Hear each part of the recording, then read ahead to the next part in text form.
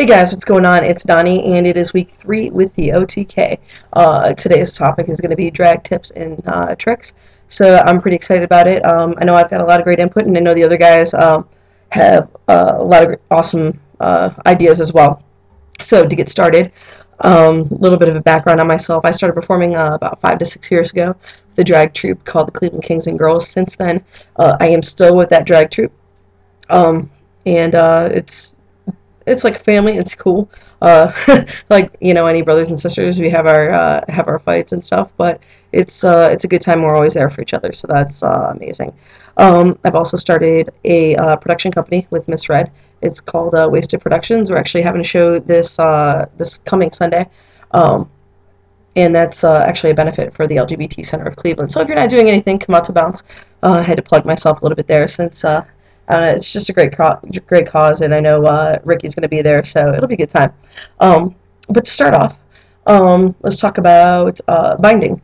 For binding, I typically like to use a compression binder from underworks.com. I have a couple of them that I use for day-to-day, but I have one that I have designated specifically to drag. It just with less usage, it holds you in a little bit better. It's tighter, more snug, so it gives that illusion a little bit better off on stage. If I were doing an open shirt, I generally don't go full open, 'cause I'm a little chubby, but with the gym, we're working on that. So, but if I do, I use Duck brand duct tape in the clear variety. Big fan of the Duck brand. Won't use any other tape. I've noticed it has less residue, more comfortable, less rigid around the edges, and more durable as well. A little more painful to get off, but you won't have that nasty residue as long as you sweat enough. And I don't recommend taking it off before you've sweated enough because it will be painful. Other than that, facial hair. I'm extremely picky about facial hair, and honestly, it takes me about an hour to get ready, sometimes longer. I'm just very nitpicky with what I do. A lot of kings use spirit gum. I started out using that a few years, when I first started about 5 or 6 years ago. But I've grown past that. It's just too sticky for me. I'm not a fan of it getting all caught up in the natural hair that I'm trying to grow and everything. So I have started a few years ago using the hairspray method. You want to make sure, if you want the more grown-in type of look, to get a hairspray that's not too sticky. If you want something more rigid, like a line beard, anything like that, the stickier hairspray, the better, because it'll just hold it. But what I normally do is I use the hairspray, put a light layer on, blend it if I want to build up more in certain areas so it looks like it's blending up a little bit more. I'll build more on those areas. So I start with less. Less is more. You do not want to look like Wolverine, unless that's what you're going for. Everybody has their own preferences. But personally, I like to keep it light and just as realistic as possible. Keeping on that realistic note, as far as what I use for facial hair, a lot of guys save their hair from haircuts. I don't like to be bothered with having to ask my stylist to save my hair from my haircuts. I'm just not a fan of that. And I want to be able to grow it out as much as I want at any particular point.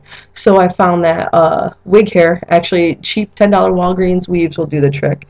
I found one that matches my natural color pretty well. So I just take clippers, and I use one of these magical little containers, and I use the clippers to chop it up extremely finely, so it looks like stubble almost. That's the look I like to use. As far as applying, use the hairspray, spray it on the area you want, and then I use one of these nifty little makeup brushes. I have a couple of them in different sizes. You just dab and use this to, apply to the areas you want. It's nice because it keeps everything nice and light.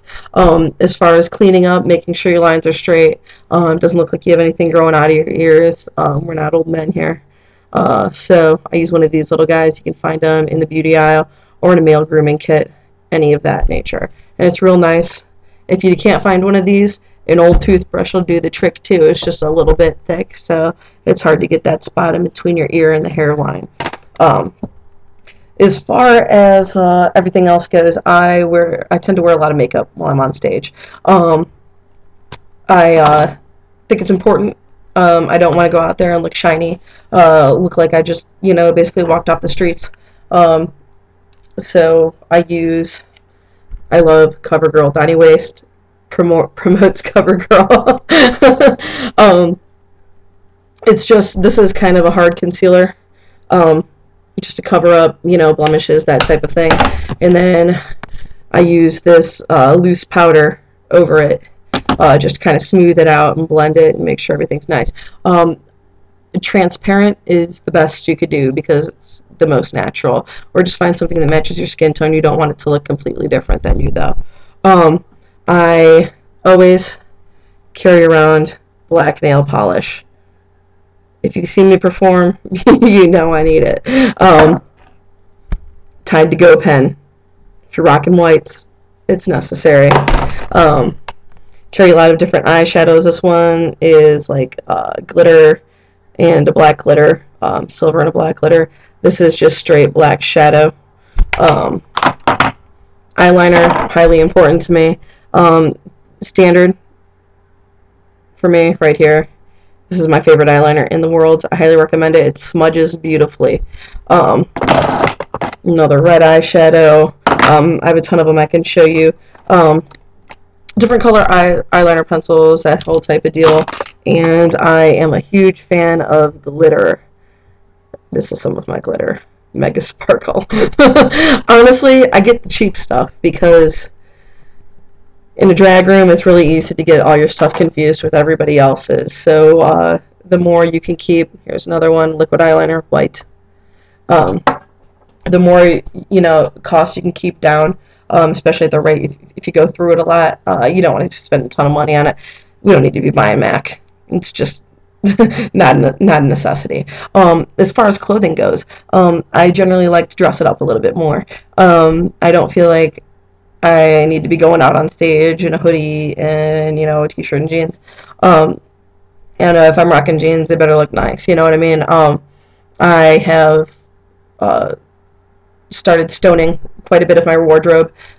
Big fan of that. Just using ribbon, just accenting different things, studs, stones, just decals, anything. Just trying to keep it as over the top as possible. That combined with the makeup. I'd like to think that it helps put me a little over the edge of typical drag. So I don't know. I want to be able to go out there with the queens, which I do every Saturday. I want to be able to live up to them and just be as shiny, sparkly, and over the top as them. So I'm trying to do that, and it's fun for me. I enjoy that aspect of it. It's something that I don't necessarily do in day-to-day life. So that's what I do when I do drag. As far as carrying stuff around goes, this is my princess case. I know a lot of you guys, if you've seen me travel around, I've always got this little princess case. As crazy as it may sound, it's a great idea for all the makeup and stuff. It's got a little mirror in it, so if you're at a show and you don't have any mirrors around, you can at least see what you're doing, with your makeup. 3 tiers to carry everything. It's just a good idea. You get to hold your tips in, that type of deal. On that note, I think that's about all I have. If you have any other questions that I did not necessarily tap on here, feel free to comment and I'll answer them as quickly as I can. I check the page just about daily, so just let me know what questions you do have, or if send me a message on MySpace or Facebook. I can't wait to see what the other guys have to say about this. I know Ricky's style is pretty similar to mine, but he does a few things that I don't do as well. So it'll be really exciting to see what everybody else has to post. In the meantime, that's about all I have. So until next week, peace out.